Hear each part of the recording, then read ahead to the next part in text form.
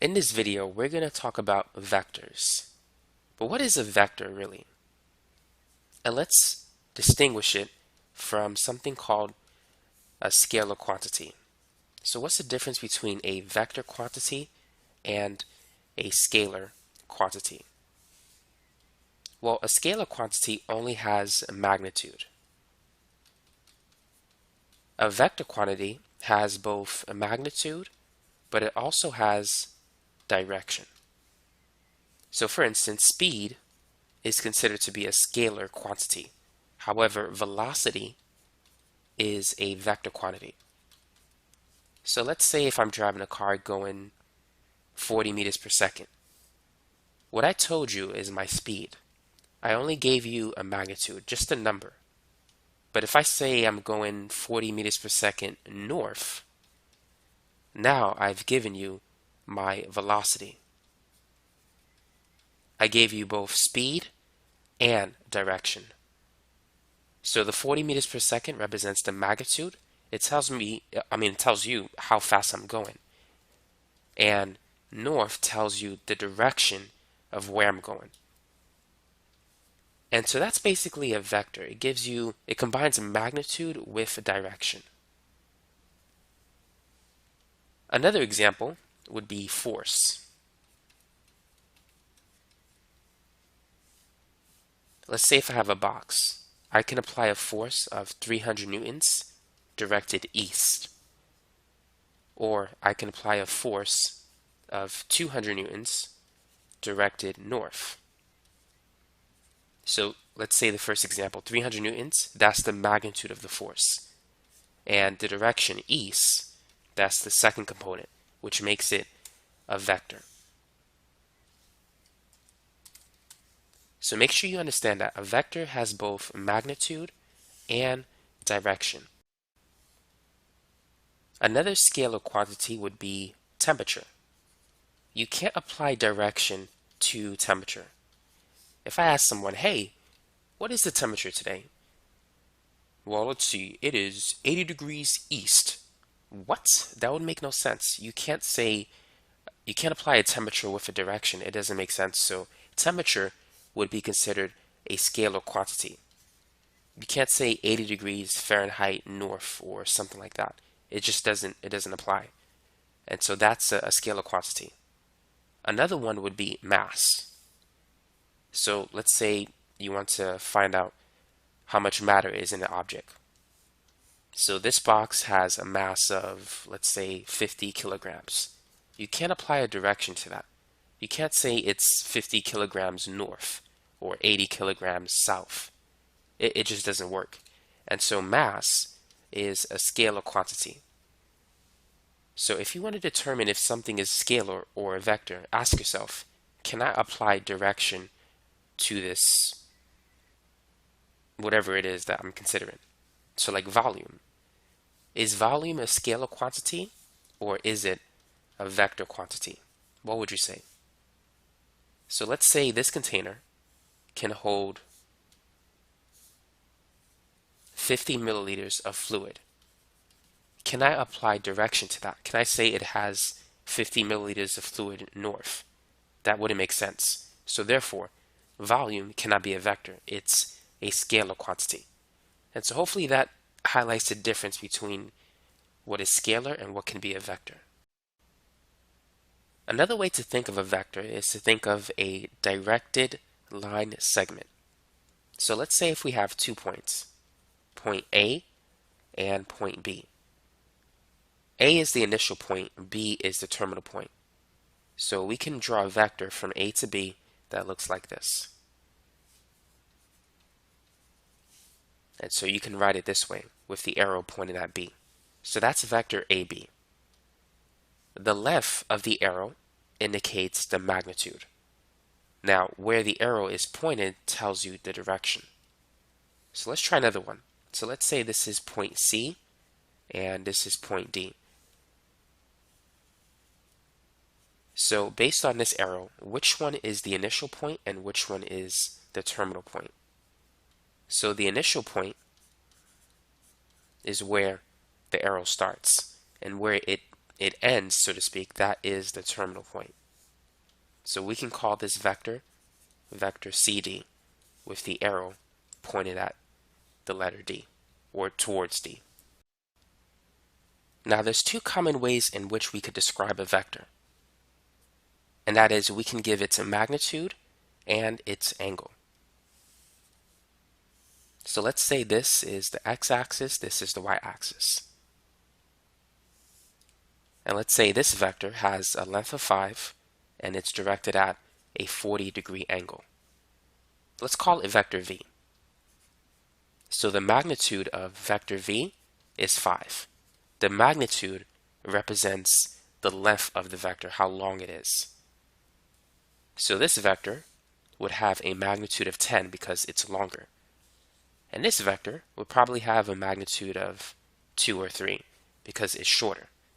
And so the length of the directed line segment tells you the magnitude. So that's one way in which you can describe a vector, using its magnitude and an angle.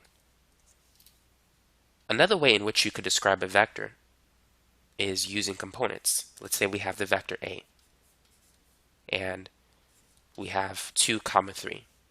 So this tells us that the x component of the vector, you can say A sub x, that's 2, and the y component is 3. So let's represent it graphically. So here's the y-axis, here's the x-axis. So starting from the origin,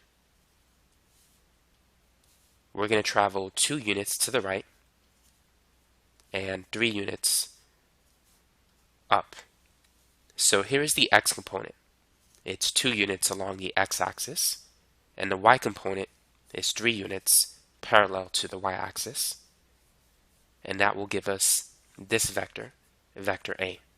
So you can describe a vector using the x and y components of that vector. Now there's something that you need to be able to do, and that is you need to be able to distinguish a point from a vector. A point has parentheses. For example, this is the point 3, 4. A vector, let's say vector B, has these inequality symbols, like this one. Let's say it has the components 4 and 5. So this would be a vector. You wouldn't use parentheses to represent a vector. So if you want to represent a vector in component form, you need to use those arrows instead of a set of parentheses. Keep that in mind. So if we were to plot it, a point would be just a point. So point P is right here. It's at 3, 4, and that's it. It's not a directed line segment, it's simply a dot in space. Now a vector, on the other hand, is different. Let's graph vector B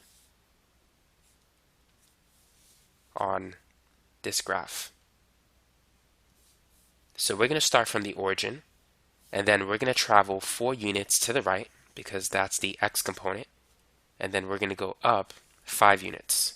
So let me use a different color. So this is 4, this is 5, and vector B starts from the initial point, which we just based it from the origin, and it ends at the terminal point, which in this case is the point 4, 5, but the initial point is 0, 0.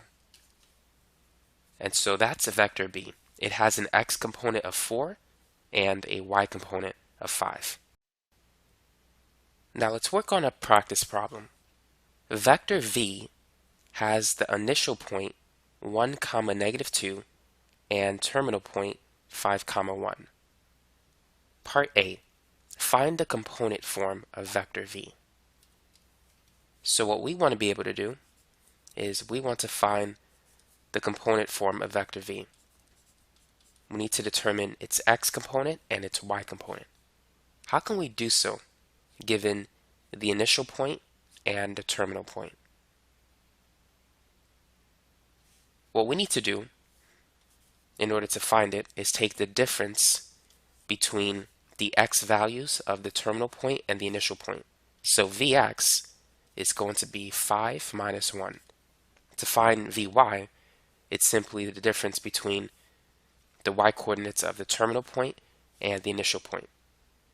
So think of final minus initial. We need to subtract the terminal point minus the initial point. So 1 minus negative 2. 5 minus 1 is 4. 1 minus negative 2, that's basically 1 plus 2, which is 3. So the component form of vector v is 4, negative 3.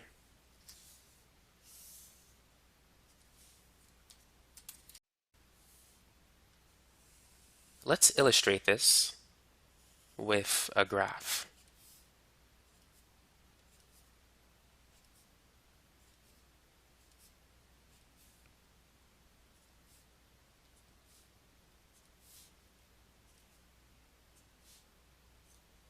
So the initial point is at 1, negative 2. So here it is. And the terminal point is 5, 1. I was going to plot 6, 1. Here's 5, 1.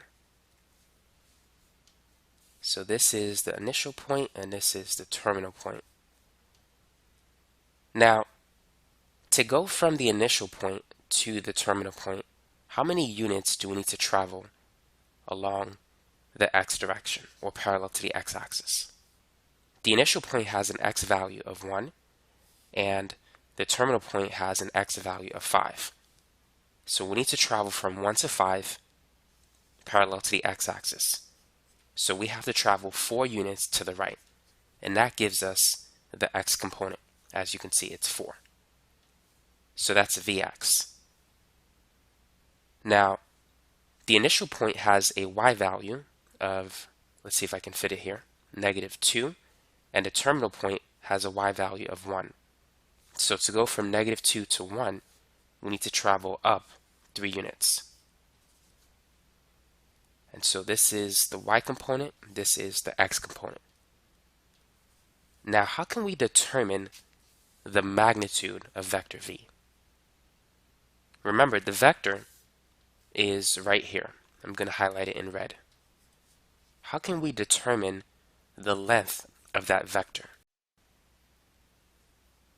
Since we have a right triangle, we could use the Pythagorean theorem to determine the length of the hypotenuse of the right triangle. Now, if you recall, the hypotenuse is c and the legs are a and b. And so we have the formula c squared is equal to a squared plus b squared. So c is the square root of a squared plus b squared. Therefore, if we wish to find the magnitude v, which is the length of the vector, which is the same as c, we could use this formula. It's the square root of vx squared plus vy squared. In this example, vx corresponds to a, vy corresponds to b. So to finish part b, the magnitude of vector v is going to be the square root of 4 squared plus 3 squared. And 4 squared is 16, 3 squared is 9, 16 plus 9 is 25, and the square root of 25 is 5. So basically we have the 3, 4, 5 right triangle. And so that's how you could find the magnitude and the component form of the vector v if you're given the initial point and the terminal point. Let's try this problem. Vector v has initial point a, negative 4, 1, and terminal point b, 8, 6. And vector u has initial point c, negative 7, negative 15, and terminal point d, 3, 9. Determine if the two vectors are equivalent. So how can we determine if two vectors are equivalent? Well, they need to have the same magnitude and the same direction. So let's begin by finding the component forms of vector v and u. So the component form for vector v, let's start with vx, is going to be the difference between the x values of the terminal point and the initial point. So it's going to be 8 minus -4. And Vy, the y component of V, is going to be the y component or the y coordinate of the terminal point minus the y coordinate of the initial point. And so that's going to be 6 minus 1. And so we have 8 plus 4, which is 12, and 6 minus 1, which is 5. So this is the component form of vector v. Now let's do the same for vector u. The x component of the terminal point is 3, and the x component of the initial point is -7. So we're going to subtract 3 and -7 together. Now the y component of the terminal point is 9, and the y component of the initial point is -15. So it's 9 minus -15. So we're going to have 3 plus 7 and 9 plus 15. 3 plus 7 is 10, 9 plus 15 is 24. So this is the component form of vector u. Here is a question for you. What is another way in which we can describe vectors v and u based on the information that we were given? Another way in which we could describe it is using the initial and terminal points. Vector u has the initial point c and the terminal point d. Therefore, vector u can be called vector cd. And vector v has the initial point a and the terminal point b. So vector v is also vector ab, which is equal to 12,5. So now that we have this information, let me get rid of a few things. Now that we have the component form of vector v and vector u, can we say that these two vectors are equivalent? So looking at them, the numbers are different, which means that the vectors will be different. But if we want to determine if two vectors are equivalent, we need to determine the magnitude and the direction. Let's start with the magnitude first. Let's find the magnitudes of vector v and vector u. The magnitude of vector v is going to be the square root of 12 squared plus 5 squared. 12 squared is 144, 5 squared is 29, and 144 plus, I think I said 29, 5 squared is 25. 144 plus 25 is 169, and the square root of 169 is 13. So that's the magnitude of vector v. Let's do the same for vector u. It's going to be the square root of 10 squared plus 24 squared. Now 10 squared is 100, and 24 squared, that's 576, I believe. So 100 plus 576 is 676, which I'm going to use a calculator at this point. The square root of 676 is 26. So the magnitudes of these two vectors are different because the components are different. But what about the direction? Do they have the same direction? A quick way to determine if the two vectors have the same direction is to determine the slope of each vector. So if you recall, the slope is the change in y values divided by the change in the x values. Now for vector v, the change in the y values, looking at the initial point and the terminal point, it's 6 minus 1. And that basically gave us vy, which was 5. Now the change in the x values for vector v, it's 8 minus -4. So you could say x2 is 8, x1 is negative 4. And so that gave us 12, which is the x component of v. So basically the slope of vector v, it's simply vy over vx.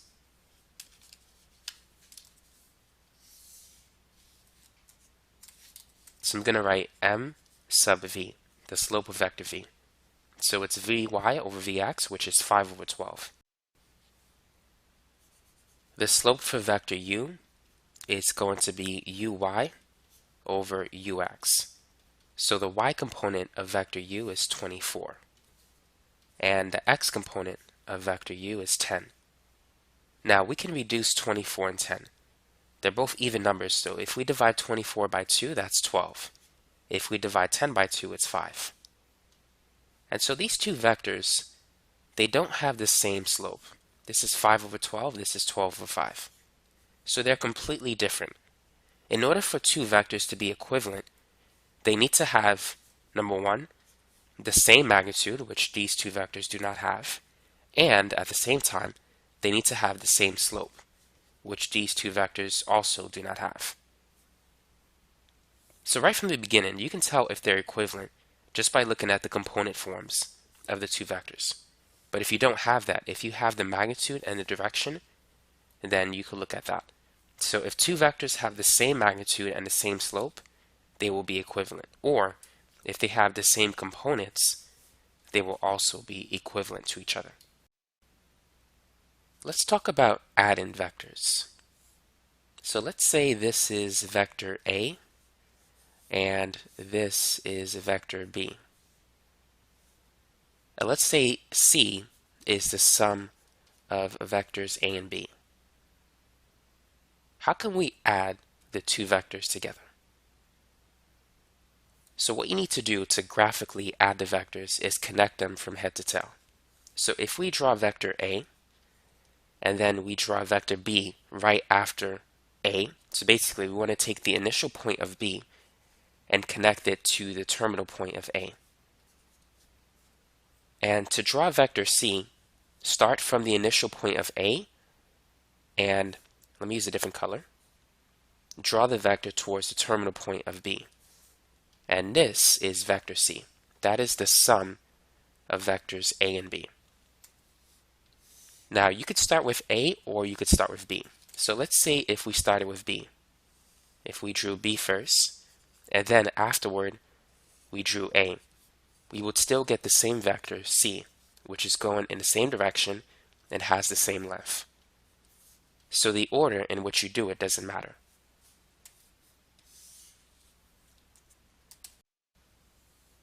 Now let's say if we want to draw vector D, and we're going to define it as being B minus A. How can we draw this vector? Well, let's start with B. We have positive B, which is the original vector, and when you see B minus A, it's best to view it as B plus negative A. So we're going to add negative A to vector B. So if this is A, what's negative A? When you multiply a vector by negative 1, the direction of the vector will change. It's going to change by 180 degrees. So all you need to do is reverse the vector.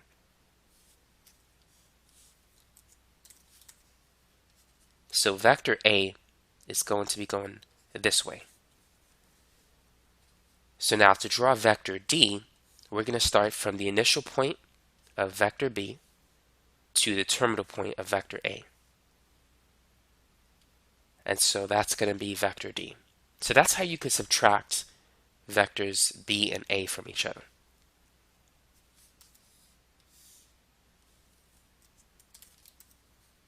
Now let's say that vector E is 2A plus B. Go ahead and draw this vector. What's going to happen if we multiply vector A by a scalar quantity, which is just a number, in this case 2? So what is 2A? All it is, it's basically doubling the length of vector A. So if this is A, 2A is going to be twice the length. And then we need to add vector b to it. Now, to draw vector e, we are going to draw it from the initial point of the first vector to the terminal point of the second vector. And so this is vector e. It's the sum of 2a and b. So now you know how to graphically add and subtract two vectors together. And you could do it with three vectors if you want to. So let's say that vector d is the sum of vectors a, b, and c. And we're going to say this is a, this is b, and let's say this is c. So let's start with a, and then connect it to b, and then connect b to c. So starting with the initial point of the first vector, we're going to draw a vector to the terminal point of the last one. And so this is vector d. That's how you can add three vectors together. Now let's work on some vector operations. So let's say if we're given vector a, and it's going to be 4, -2, and let's say that vector b in its component form is -3, 5. So perform the following operations. Let's calculate the value of 2a plus 3b, and also let's say 5a minus 4b. Go ahead and try those two problems. Feel free to pause the video. So let's start with the first one. 2a plus 3b. So the first thing I'm going to do is replace a with what it's equal to. So a is equal to 4, -2. And then I'm going to replace b with the stuff that it's equal to, which is -3, 5. And then I'm going to multiply a by 2. So I'm going to multiply the x component by 2. 2 times 4 is 8. And I'm going to multiply the y component by 2. 2 times -2 is -4. Now I'm going to do the same thing with b. So 3 times -3, that's -9. And 3 times 5 is 15. Now when adding vectors together, you need to add the corresponding x components together and the corresponding y components together. So 8 plus -9 is -1, and -4 plus 15 is 11. So the answer for the first part, that is part A, is this. It's -1, 11. Now let's do the same for part B. So we have 5a minus 4b. So let's begin by replacing a with 4, -2, and let's replace b with -3, 5. So let's begin by distributing the 5. 5 times 4 is 20, and 5 times -2 is -10. Now I'm going to distribute the negative sign, so I'm going to put a plus here. -4 times -3 is 12, and -4 times 5 is -20.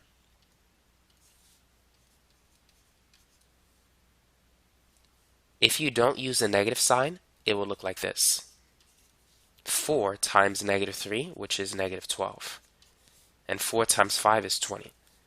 So this is what you should have if you don't change the negative sign to a positive sign. But I like to put a positive sign here, so I'm going to distribute the negative to the stuff that's on the inside. That's just the way I like to do it to avoid making mistakes. So now let's add the corresponding x components together. 20 plus 12 is 32. And -10 plus -20 is -30. And so this is the answer. This is equal to 5a minus 4b. That's it. Now let's talk about position vectors. What is a position vector? How would you describe it? A position vector is any vector that has its initial point placed at the origin. So the initial point has the coordinates 0, 0. Let's call this vector v. And let's say the terminal point of vector v is 3, 4. So vector v is a position vector. But notice that vector v, its components is the same as the coordinates of the terminal point. Because if you subtract the x coordinates, 3 minus 0 will still give you 3. And if you subtract the y coordinates, 4 minus 0 will still give you 4. So when dealing with position vectors, the coordinates of the terminal point will be the same as the components of the position vector, due to the fact that the initial point is placed at the origin. And that's basically what you need to know about position vectors. So to review, remember, a position vector is any vector that has its initial point placed at the origin.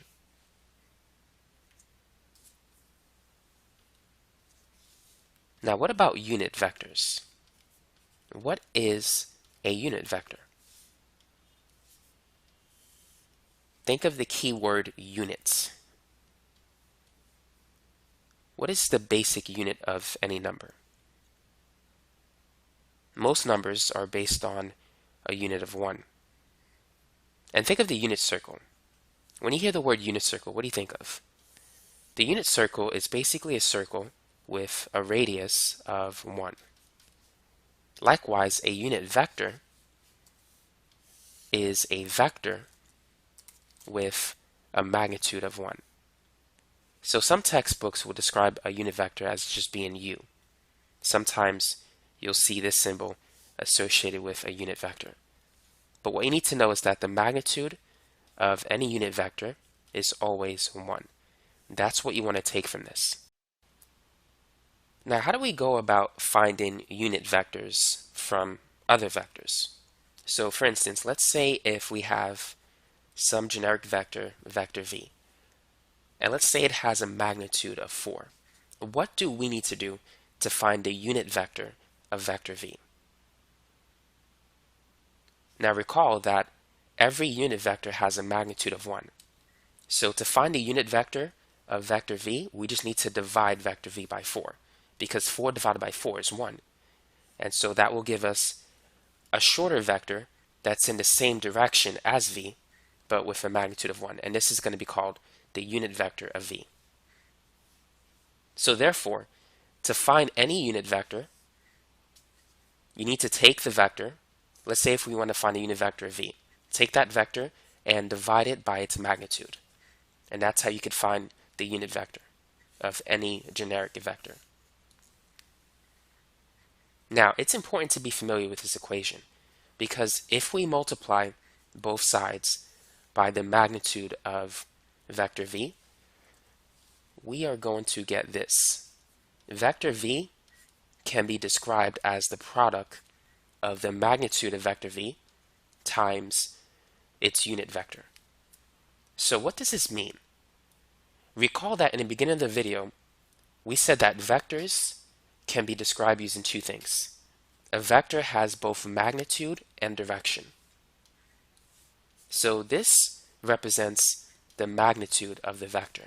Therefore, the unit vector describes the direction of vector v. It tells us where the vector is going. And we could extend the length of that vector to any other number. We can increase the length, decrease the length. We just need to multiply by some magnitude. So all vectors can be described as the product of the magnitude of the vector times its unit vector. So it's a combination of magnitude and direction. Now let's work on this problem. Find a unit vector in the same direction of v. So how can we do that? what's the first thing that we should do? What I recommend doing is write in the formula. So the unit vector u is going to be the vector v divided by the magnitude of v. And v in its component form is 4 comma negative 3. And now the magnitude of v is going to be the square root of 4 squared plus negative 3 squared. And we know 4 squared is 16, negative 3 squared is positive 9, 16 plus 9 is 25. And the square root of 25 is 5. So this becomes 4, negative 3, all divided by 5. And now what you could do is divide each number by 5. So 4 divided by 5 is just 4/5, and then we have negative 3 divided by 5. And so this is the unit vector of vector v.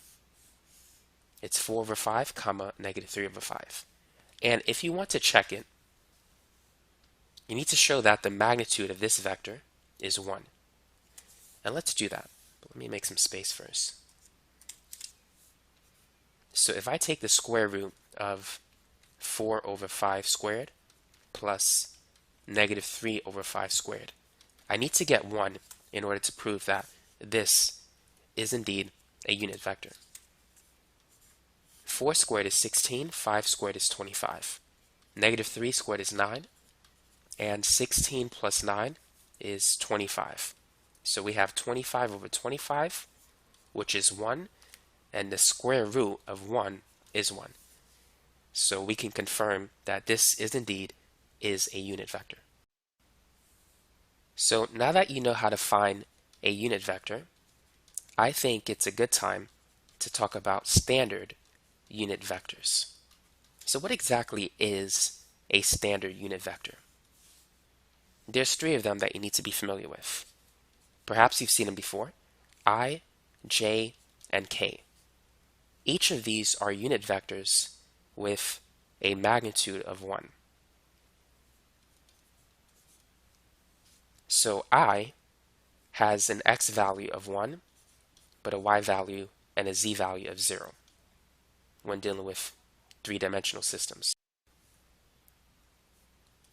J is a unit vector with a y value of 1, and k is a unit vector with a length of 1 along the z-axis. So make sure you associate I with the x-coordinate system, j with y, and k with z. And remember that each of these vectors have a length of 1. So for a 2-dimensional system, where this is the x-axis and this is the y-axis, I is going to have a length of 1 along the x-axis. So that's I. And j is a unit vector with a length of 1 along the y-axis. And z is the same thing, but along the z-axis. So how do we apply this? Well, let's say that we have vector v, and in component form it's 4 comma negative 7. How can we represent this vector using the standard unit vectors? So we can also say that vector v, it's 4 times the unit vector I, and then plus negative 7 times the unit vector j. Or we could simply say it's 4i minus 7j. So this is the x component of vector v, and this is the y component. So the x component vx is basically 4i, and the y component of vector v is negative 7j. And so you could represent any vector in its component form or using standard unit vectors. So let's try another one. Let's say we have vector w, and it's 3 comma negative 5 comma 4. Go ahead and represent this vector using the standard unit vectors. So vector w can be written as 3i minus 5j plus 4k. So wx is 3i, wy is negative 5j, and wz, the z component of vector w, is 4k. But this is the answer though.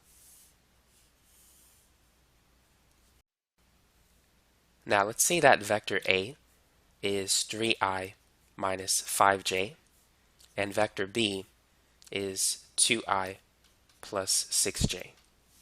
And let's define vector W as being 4a minus 3b.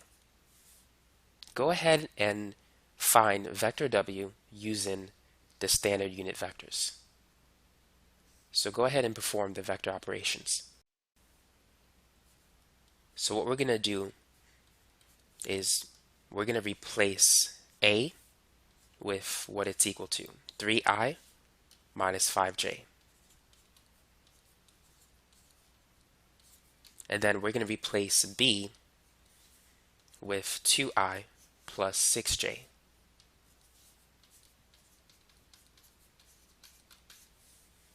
And so we have 4 times 3i, which is 12i, and 4 times negative 5j, which is negative 20j, and negative 3 times 2i, that's negative 6i, negative 3 times 6j, that's negative 18j. And now all we need to do is add like terms. 12 minus 6 is 6. And then negative 20 minus 18 is negative 38. And as you can see, when using the standard unit vectors, it's very easy to perform vector operations. It reduces to simple algebra. Now you do have to be careful not to make mistakes, so I recommend doing everything one step at a time because it's easy to make a mistake or miss a negative sign. But that's how you can perform vector operations with the standard unit vectors. Now let's talk about the unit circle and how it relates to unit vectors. But let's focus on the first quadrant of the circle. Now, the unit circle is a circle with a radius of 1. So the distance between the center and any point on a circle will always be 1, which is the same as the length of a unit vector. So basically, the radius of the unit circle, we could say, is the unit vector. Now, what is the x component of the unit vector, and what is the y component of it? Now, this unit vector will have an angle with the x-axis. And if you recall from trigonometry, the x component of the unit circle is cosine, and the y component is sine. So we can say that ux is equal to cosine theta, and uy is equal to sine theta. So as we represent the unit vector u as being ux comma uy in its component form, we can also say that it's basically cosine theta and sine theta.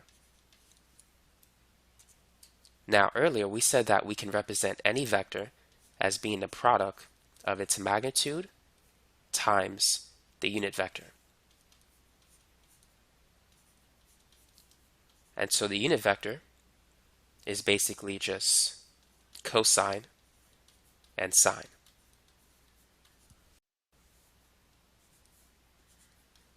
So the vector v is going to be the magnitude of v times cosine, and since that's the x component, we're going to attach one of the standard unit vectors associated with the x component, that's I, and then plus when we multiply v by sine, and that's the y component, so we're going to attach a j to it. So we could find any vector if we know the magnitude and the angle. So we can express it as the sum of the standard unit vectors I, j, and if we want to, k as well. Now let's work on number 5. Write vector v as a linear combination of the unit vectors I and j, given that vector v has a magnitude of 16 and an angle of 30 degrees with the positive x-axis. So let's say this is the y-axis, here is the x-axis, and here's vector v with a magnitude of 16, and it makes a 30-degree angle with the positive x-axis. And let me make this longer. So what we're looking for are the x and y components. We need to determine Vx and Vy. But let's use the formula that we wrote earlier. So vector V is going to be the magnitude times cosine. That's going to give us the x component. And to get the y component, it's going to be the magnitude times sine. So make sure you understand this. Vx, it's going to be V times cosine theta. And Vy is V times sine theta. So we have V, that's 16. We're going to multiply it by cosine 30. And to get the y component, we're going to multiply sine 30 by 16. And this should be a j.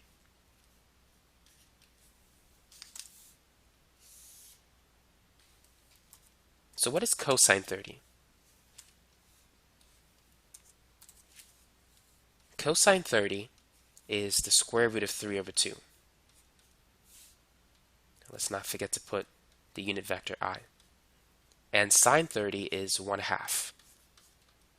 So now 16 divided by 2 is 8. So I'm going to have 8 square root 3 times I. And half of 16 is 8 as well. So that's going to be plus 8j. This is the answer. So that's how you can express vector V in its component form using the unit vectors I and j if you're given the magnitude and the angle. Now let's work on another problem. So let's say that vector V is 3i minus 8j. Find the magnitude of the vector shown below and determine the angle that it makes with the positive x-axis. So this problem is the reverse of number 5. We're given the vector and we need to determine the magnitude and the angle. Well, we know how to find the magnitude. It's simply going to be the square root of 3 squared plus negative 8 squared. 3 squared is 9, negative 8 squared is 64. 9 plus 64, that's going to be 73. So the magnitude is 73. Now how do we find the angle? Well, if we were to plot this vector as a position vector, starting from the origin, we would have to travel 3 units to the right, and then we would travel down 8 units. Now, this graph is not drawn to scale, but vector V would be going in quadrant 4. So how do we find the angle that the vector makes with the positive x-axis? And also, let's find this angle going counterclockwise from the x-axis. But before we find that angle, let's find what is known as the reference angle. That is the angle inside the triangle. The reference angle will always be a positive angle between 0 and 90. And what we can use is the tangent function. If you recall from SOHCAHTOA and trig, tangent theta is equal to the opposite side divided by the hypotenuse. In this case, opposite to theta is Vy, and adjacent to it is Vx. So tan theta is Vy over Vx. Now to find a reference angle, it's going to be the arctangent of the y component divided by the x component.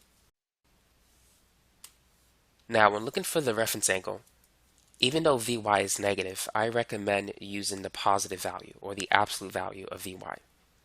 It's going to make your life a lot easier. So we're going to take the arctangent of 8 and divide it by 3.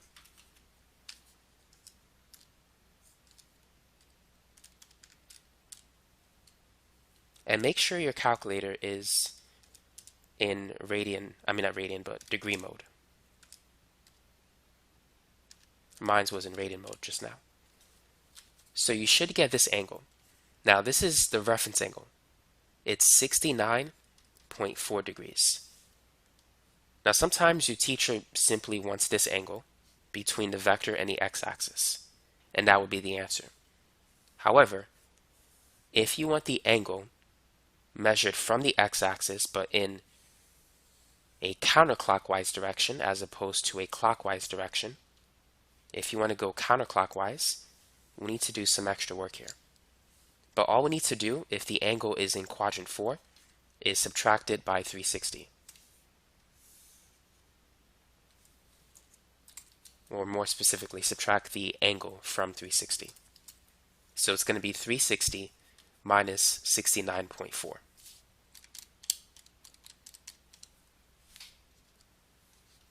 And so the angle measured from the positive x-axis going in a counterclockwise direction, it's 290.6.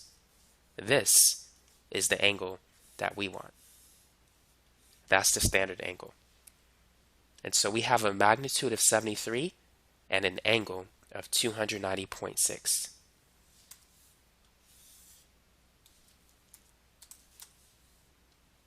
So if your vector is in quadrant 1, the angle that you want is the same as the reference angle. In quadrant 2, the angle that you're looking for, it's going to be 180 minus the reference angle. In quadrant 3, it's going to be the reference angle minus 180. And in quadrant 4, the angle measured from the positive x-axis going in a counterclockwise direction will be 360 minus the reference angle. Now this is going to be the last problem of the video. Go ahead and work on it. Find the resultant force of two vectors. Take a minute, pause the video, and see if you can get the answer. Now for those of you who wish to subscribe to this channel, that is of course if you like this video, don't forget to click the notification bell if you wish to receive any updates on new videos that I'm going to be posting in the future. Now let's begin.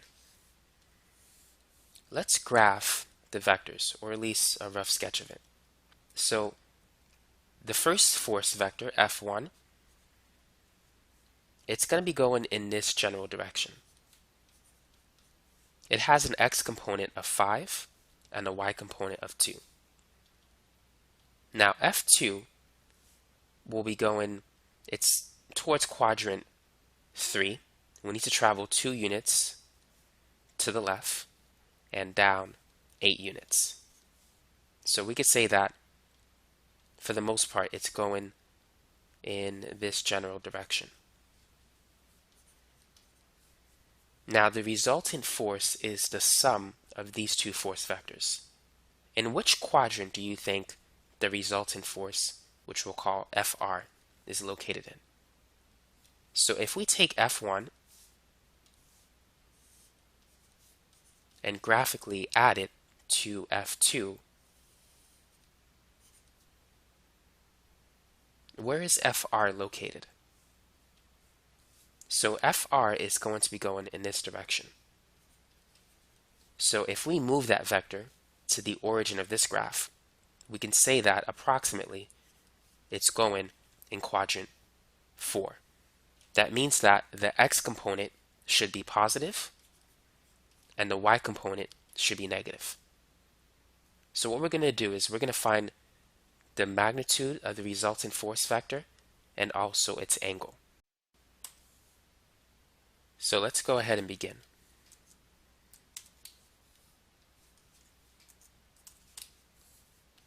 The resultant force vector is simply the sum of F1 and F2. And F1 is 5i plus 2j. F2 is negative 2i minus 8j. So what we need to do is add the x components together. So 5i plus negative 2i, that's 3i. And then add the y components together. 2j plus negative 8j is negative 6j. So that's the resultant force vector in terms of the standard unit vectors, I and j. Now once we have that, our next step is to find the magnitude of the resultant force vector. And so it's going to be the square root of 3 squared plus negative 6 squared. 3 squared is 9, 6 squared is 36, 9 plus 36 is 45. Now if you want to, you can simplify the square root of 45. 45 is 5 times 9, and the square root of 9 is 3. So you get 3 square root 5, which I'm going to write here. So that's the magnitude of the resultant force vector in this problem. Now let's go ahead and find the angle that it makes with the positive x-axis going in the counterclockwise direction. But let's graph it first. So to graph this vector, we need to travel 3 units to the right and then down 6 units. So as we can see, this force vector is indeed in quadrant 4. So let's find a reference angle first. So the reference angle is going to be the arctangent of the absolute value of Vy over Vx. So Vy, its absolute value, it's positive 6. We're going to get rid of the negative sign. Vx is 3. So we need to take the arctangent of 2. And so it will give us this angle, which is 63.4 degrees. So that's the reference angle inside here. Let me erase this. So this is 63.4 degrees. Now we need to find this angle. The angle that is counterclockwise, measured from the positive x-axis. Now, because our resultant force vector is in quadrant 4, the angle is going to be 360 minus the reference angle. And the reference angle is always an acute angle between 0 and 90. So our reference angle in this example is 63.4. So if we take 360 and subtract it by 63.4, we get this angle, which is 296.6 degrees. And that is the answer. So now you know how to add two vectors to get the resultant force vector. And you could describe it using unit vectors or using the magnitude and the angle. So that's it for this video. Thanks for watching. If you like it, feel free to comment, like, and definitely subscribe to this channel.